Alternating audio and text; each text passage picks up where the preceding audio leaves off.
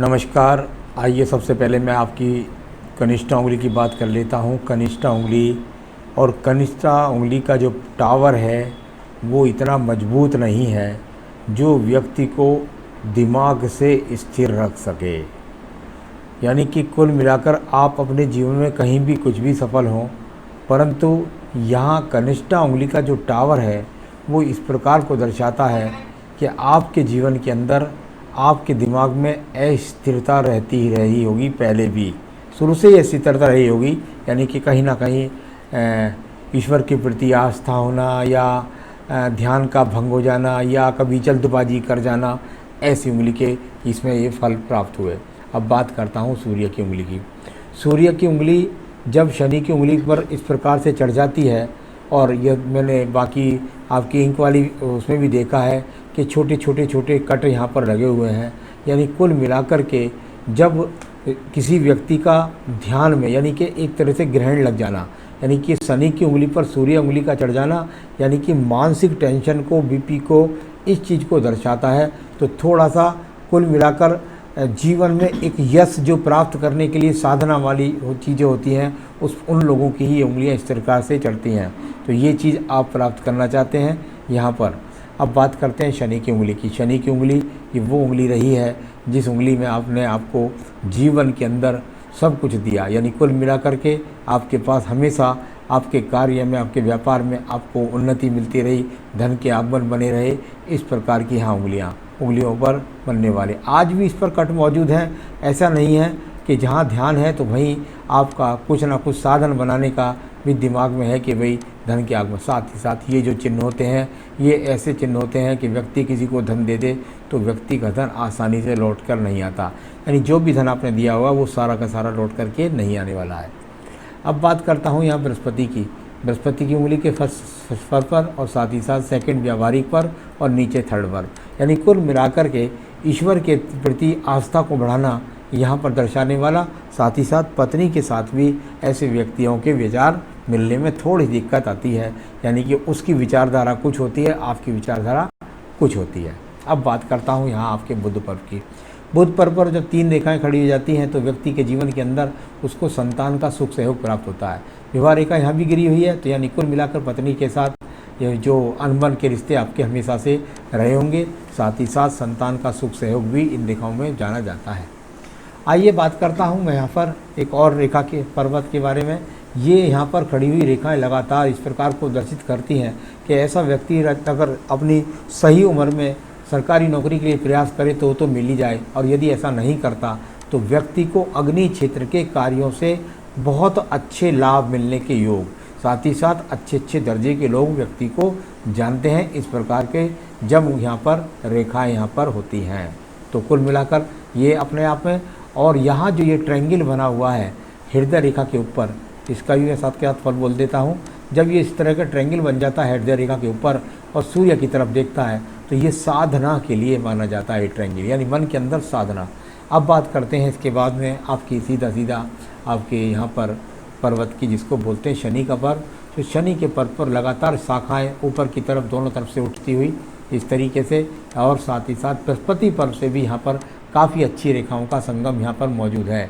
यानी कि कुल मिलाकर के आपके जीवन के अंत समय तक आपके पास धन के आगमन दिखलाने वाली ये रेखा यहाँ पर मौजूद है। चलिए इसके बाद बात करता हूँ मैं आपके बृहस्पति पर्व की। बृहस्पति पर्व और बृहस्पति पर्व पर जब 3 से 4 रेखाएं खड़ी हो जाती हैं तो वो रेखाएं व्यक्ति को धर्म के कार्यों में दान पुण्य के लिए के साथ साथ व्यक्ति के जीवन के अंदर मकान बना पाता है व्यक्ति, इस बार को भी दर्शाती हैं। बृहस्पति कहीं ना कहीं खान पान के व्यापार के लिए भी जाना जाता है। अगर ऐसा यहाँ ये चिन्ह मिलते हैं तो व्यक्ति ऐसे कामों से भी लाभ उठाता है। साथ ही साथ व्यक्ति खुद भी खान पान का शौकीन होने के कारण उसको कुछ रोग मोटापे जैसे लग सकते हैं। अब बात करता हूँ यहाँ पर आपकी सीधा हृदय रेखा की। हृदय रेखा और हृदय रेखा एकदम ढलवा हो गई है। आपका दूसरा हाथ में जो देखेंगे तो एकदम हृदय रेखा आपकी ढलवा, यानी कुल मिलाकर के पत्नी के साथ में यहाँ आपके अच्छे संबंध को नहीं दर्शा रहा है आपकी हृदय रेखा। तो पत्नी से आप ये जैसे कहते हैं मन में इच्छा रह जाती है कि जैसी पत्नी मैं चाहता था वैसी पत्नी मुझको नहीं मिली, ऐसा कह सकते हैं। तो चलिए ये मैंने आपको बताया। अब मैं बात करूँगा इसके बाद में आपके सीधा मंगल के पर्व की।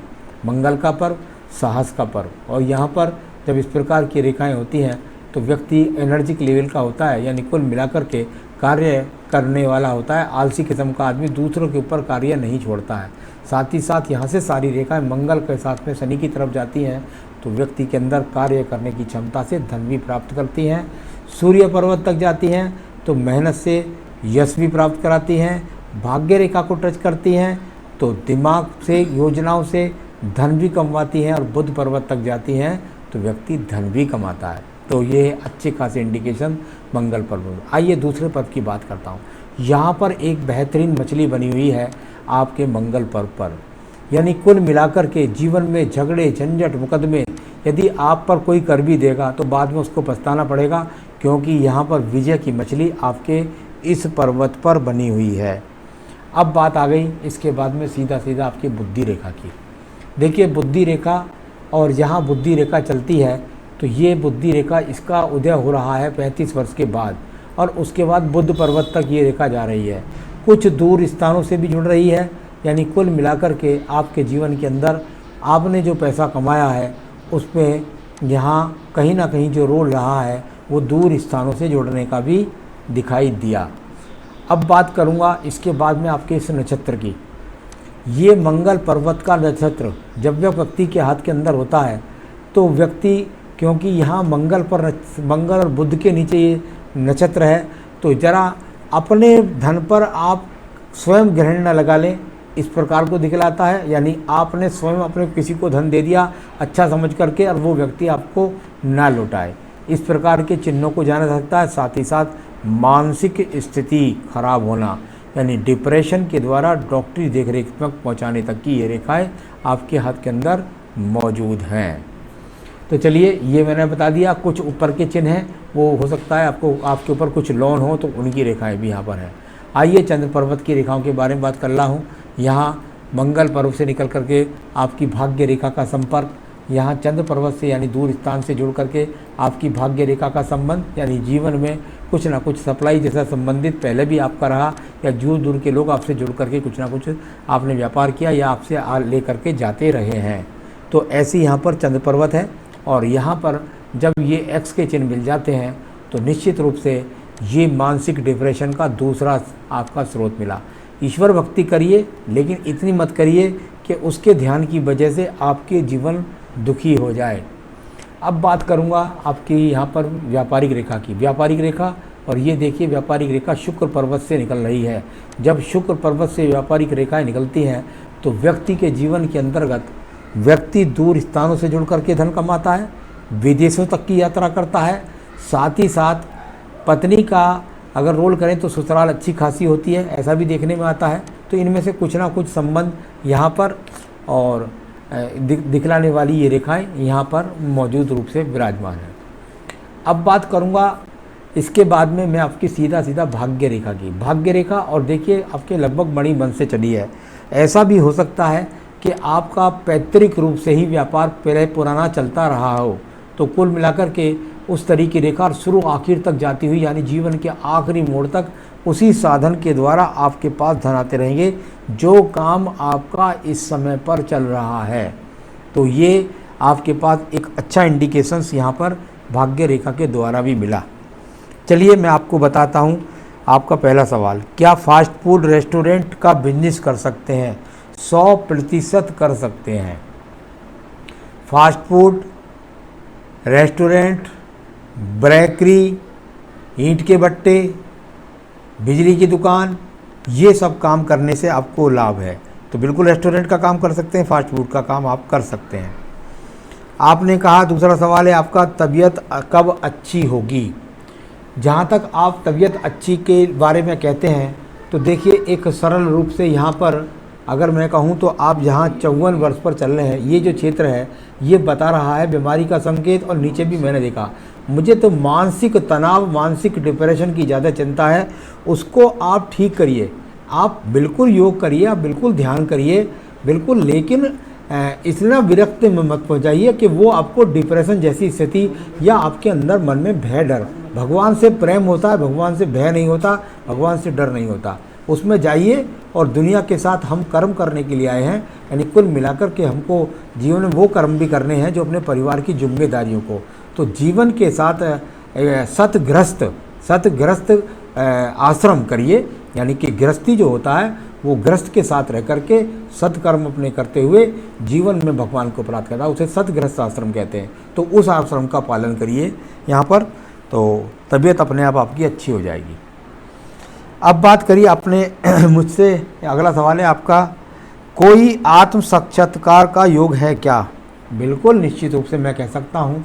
यहाँ केतु का सबसे बड़ी बात तो राहु का देखिए आप, राहु पर कितनी सुंदर मछली आपके हाथ के अंदर बन गई। जब जब राहु के यहाँ पर इस तरह की मछली मिलती है तो जीवन में कई बार अचानक धन लाभ को दिलाया होगा आपको इसने।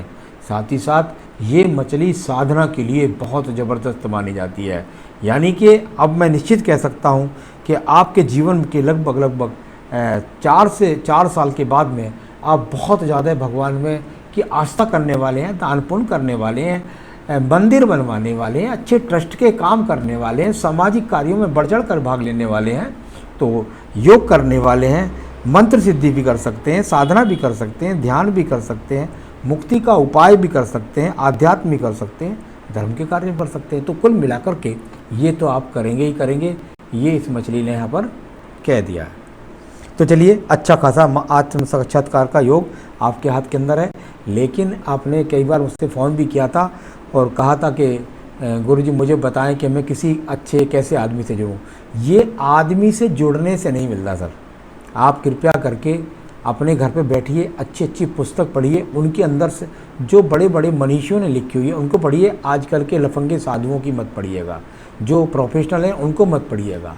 आप भगवान से आपको ये मछली मिली है तो भगवान विष्णु स्वयं यहाँ मत्स्य रूप में आपके पास आने के लिए बेकरार हैं, तो स्वयं की साधना से सिद्धि तक पहुँचिएगा। पैसा फंसा है, कब तक वापस आएगा? बिल्कुल इस समय पैसा आने की दशा आपकी चल रही है, लगभग अच्छी अनुकूल दशा है यहाँ पर इस एज में, तो पैसा आपका धीरे धीरे आ जाएगा, 2-3 साल में और आएगा। आपने पूछा एज के लिए, वो बता देता हूँ बाद में। ये यहाँ बात कर लेते हैं शुक्र पर्व की। शुक्र पर्व आपका अनुकूल है, यानी कुल मिलाकर के आपके पास साधन आज ही भगवान की कृपा से ठीक ठाक ही है। और यहाँ बात करता हूँ, अगर मैं साधनों के बाद एक मंगल रेखा की, संजीवनी रेखा, ये 54 वर्ष तक आपके साथ रही है। आगे आपकी रेखा में सुरक्षा कवच आप स्वयं अपनी साधना से कर लेंगे। और आयु रेखा की यदि बात करता हूँ तो आयु रेखा यहाँ पर अभी ईश्वर की कृपा से बहुत ही सुंदर, ये आयु रेखा जो है आपके हाथ बनी हुई है, बिल्कुल 78 की तो पक्की है।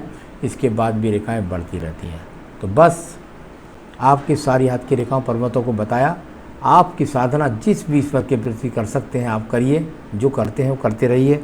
मैं तो सिर्फ आपको एक ही बात कहूँगा कि आप अपनी पूजा में रोज़ाना एक तो बेहतरीन सा यहाँ पुखराज भेजिए, जिससे आपका नियंत्रण हो ईश्वर भक्ति में भी और ध्यान में आपके डिप्रेशन ना आए। साथ ही साथ आप रोज़ाना अपनी पूजा में रुद्र गायत्री है, रुद्र गायत्री की आप रोज़ाना माला का जाप करें। 3 माला का जाप अगर कर सकते हैं तो बहुत ही अच्छी बात है, वरना सामर्थ्य अनुसार कर सकते हैं तो अच्छी बात है।